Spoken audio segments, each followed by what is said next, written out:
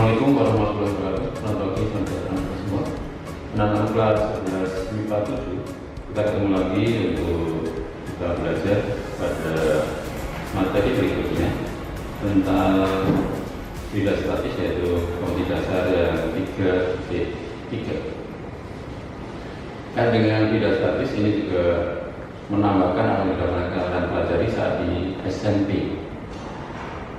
Bidang statis yaitu saat alir yang diam. Baik, kita langsung masuk ke materinya. Sebelumnya perlu kita pahami beberapa contoh yang dibuat dengan bidang statis. Ini ada misalnya bagaimana kapal itu dibuat sehingga bisa terapung dan sebagainya. Kemudian di sini ada bagaimana dibuat suatu bendungan kalau nanti kalian masuk ke teknik sipil. Kemudian di sini ada bagaimana alat pengangkat mobil itu dibuat.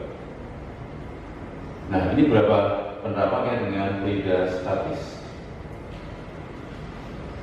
Nah, beberapa konsep dasar yang harus kalian ingat lagi, kalian explore sebagai modal dasar kalian untuk belajar materi berikutnya. Yang pertama adalah tentang konsep tekanan. Tekanan adalah jumlah P sama dengan gaya per luas. Gaya per luas. P adalah tekanan, dalam Pascal atau Newton pun nanti segi F adalah gaya A luas benda atau luas permukaan. Nah, ini lagu belajar ini kalau bisa menerapkan, seandainya kawasan kalian luas maka tidak akan gampang melakukan, tidak gampang stres. Itu perlu kalian pahami, sehingga kalian perlu komunikasi dengan orang yang lain dan sebagainya sehingga kawasan kalian bertambah. Kemudian berikutnya adalah ini adalah rho, yaitu massa jenis sama dengan massa per volume. Ini adalah model yang pernah kalian peroleh saat SD juga tidak pernah. Nah, kemudian dari hal ini kalau kita terjemahkan nanti bahwa F sama dengan V karena itu gaya berat, dan V sama M kali V, massa kali gravitasi, sehingga kalau M nya diganti dengan dari sini rho kali V, maka F sama dengan rho VG, biarlah gaya berat benda. Bisa dipahami ya? Ini adalah modal kalian, jangan disia-siakan. Bapak yang pelajari SD, SMP tetap berguna. Baik, itu berikutnya. Yang pertama, tekanan hidrostatik. Tekanan pada saat cair yang diam. Kita bisa melihat di sini ada gambar, di sini ada suatu bejana berisi fluida. Gampangnya bisa berisi air. Nah, di sini luas penampang atau luas permukaan dari bejana itu A.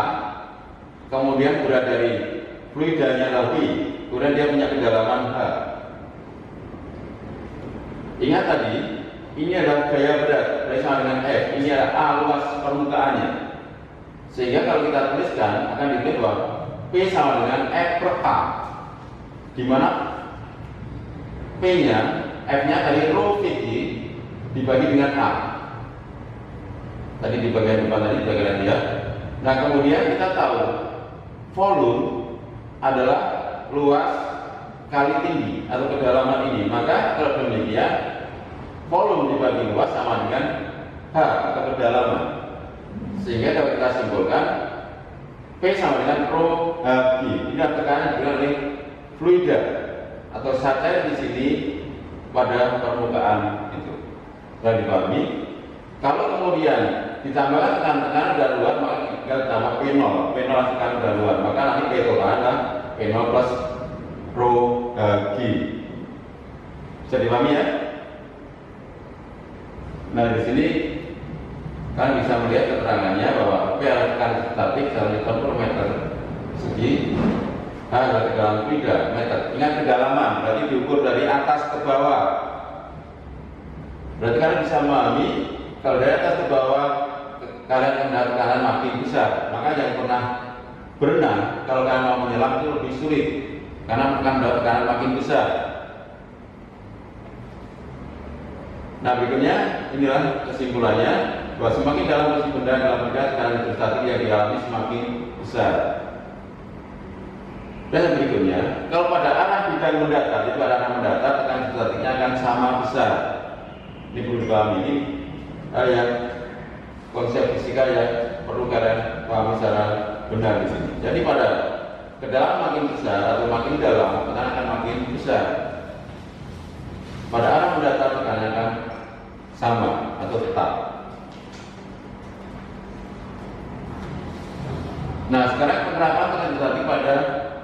pipa U atau bejana berhubungan. Nah, di sini ada suatu pipa bentuk U diisi berapa fluida? Ada fluida pertama dengan flow 1 ini, kemudian di sini ditambah dengan fluida kedua dengan flow 2, fluida ketiga flow 3. Ingat, karena di sini ada beda massa jenis, maka di sini akhirnya tinggi permukaannya adalah berbeda. Kalian ingat bahwa biasanya kalau ini fluida sama, di permukaannya akan sama. Nah, sekarang kita lihat di sini ada batas antara fluida 1 dengan fluida 2.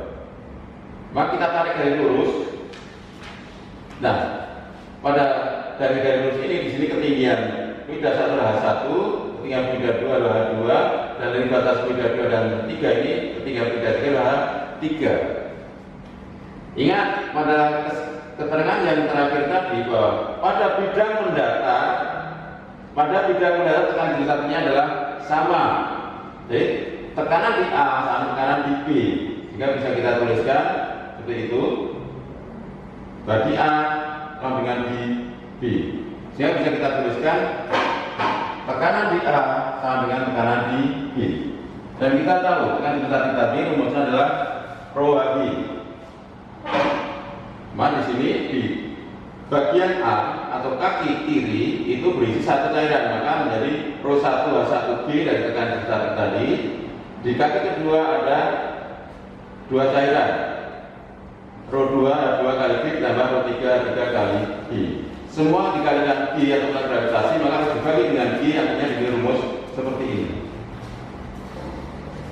Sehingga ini persamaan tidak mutlak seperti ini, karena nanti tidak tahu bagaimana fluida yang ada di sini ada berapanya. Kalau di sini ada 3 fluida di kaki kiri, maka di bagian ini pasti ada rho 1 H1, rho 2 terus rho 3 dan seterusnya. Maka di sini ada berapa fluida tinggal ditambahkan saja sebanyak fluida yang ada. Kan tidak perlu bingung, saya fluida ada 10 macam di kaki kiri, 10 macam di kaki kanan, ya itu berarti di persamaan ini yang kiri 10, yang kanan juga ada 10 macam fluida. Keterangannya, rho 1, rho 2, 3 adalah massa jenis fluida ke-1, ke-2, dan ke-3. Jadi satu yang kita tahu kilogram per meter kubik. Kemudian H1, H2, maaf ini harusnya H1, H2, H3, ini masih H1 semua. Kalau dikoreksi sendiri ini H2, ini H3. Ketinggian fluida ke-1, ke-2, dan ke-3. Ya dipahami ya, karena penerapan di pipa atau bejana berhubungan. Nah, berikutnya kita masuk ke materi yang berbeda, yaitu tentang hukum Pascal. Ada yang masih ingat bagaimana pernyataan hukum Pascal saat kalian ganti SMP? Saya ingat? Ya, saya yakin kalian ingat. Pernyataan adalah seperti ini. Tekanan yang diberikan pada fluid dalam ruang tertutup akan diberikan segala sama besar. Perlu dipahami, ini ruangannya tertutup. Kalau diberi tekanan, maka diberikan segala sama besar. Kalau kita gambar seperti ini, seperti misalnya alat pengangkat mobil ini, maka di sini ada pistonnya atau keleknya. Ini punya alat berat A1, ini punya alat berat A2 lebih besar. Masa ada gaya masuk F1 masuk ke sana, berarti ada F1 per A1, maka timbul P1. Tekanan ini akan diberikan segala sana sama besar. Berarti kalau demikian nanti tekanan di P2 akan sama dengan P1. Di sini ada F1 dan A, F2 dan A2.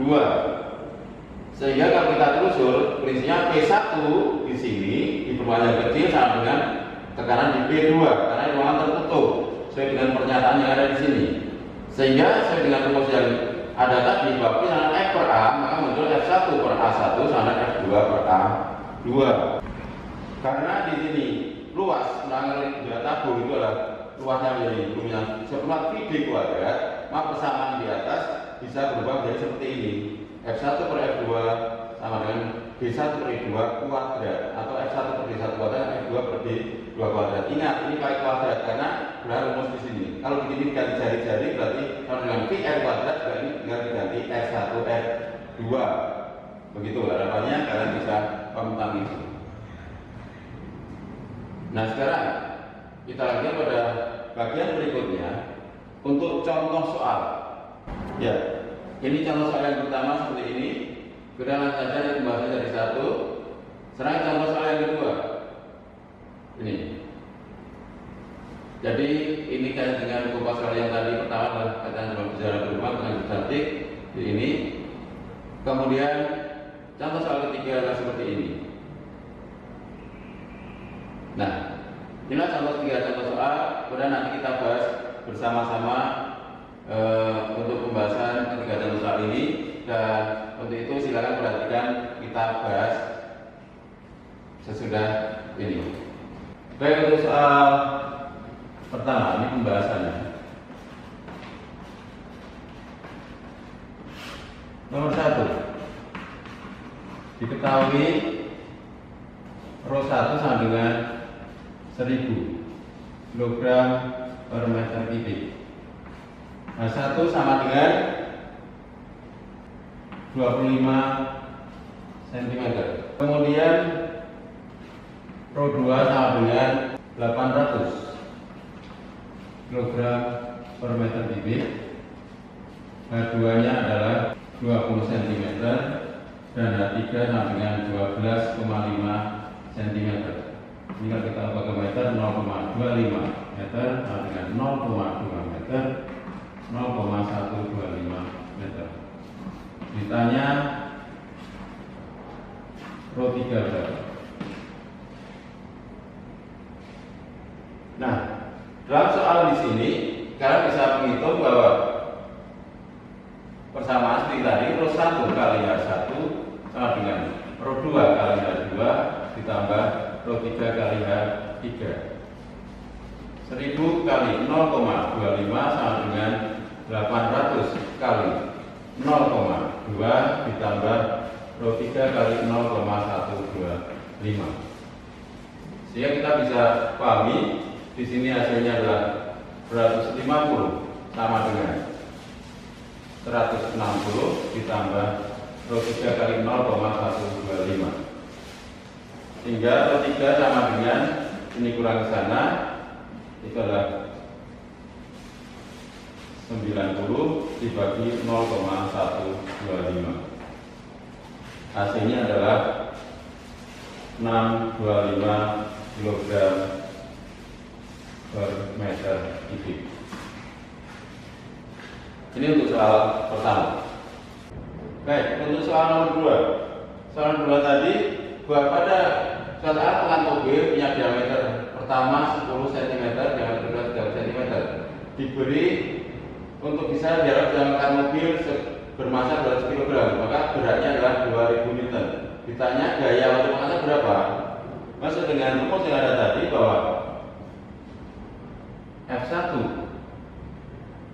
per F2 sama dengan D1 per D2 kuadrat.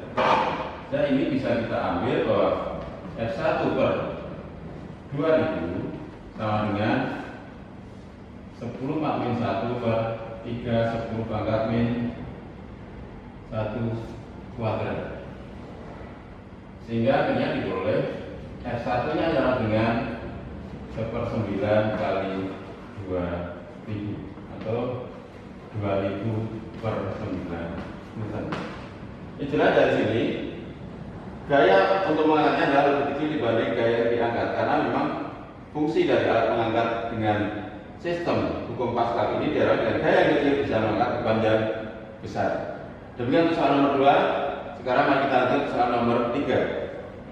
Baik, untuk soal ketiga, yang diketahui bahwa perbandingan diameter kecil dengan diameter besar 2/3. Kemudian pada diameter kecil diberi gaya F1 sebesar F, maka F2 nya akan jadi berapa? Atau beban yang bisa diangkat jadi berapa? Ini sesuai dengan persamaan yang ada tadi bahwa F1 per F2 sama dengan D1 per D2 kuadrat. Akhirnya diperoleh bahwa F1 per F2 sama dengan 2/3 kuadrat.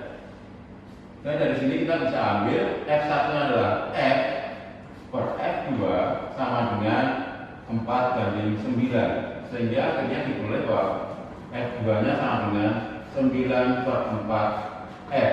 Inilah hasilnya. Begitu anak-anak, kalian dengan soal ini, semoga kalian bisa memahami hal tersebut secara baik sehingga kalian bisa mencari referensi yang lain untuk mencari bagaimana penerapan dengan kuantitatif dan hukum Pascal. Demikian untuk pertemuan kali ini. Silakan kemudian soal kuisnya kalian jawab, kemudian respons dari kalian kirim untuk kami berikan. Sekian, terima kasih. Assalamualaikum warahmatullahi wabarakatuh.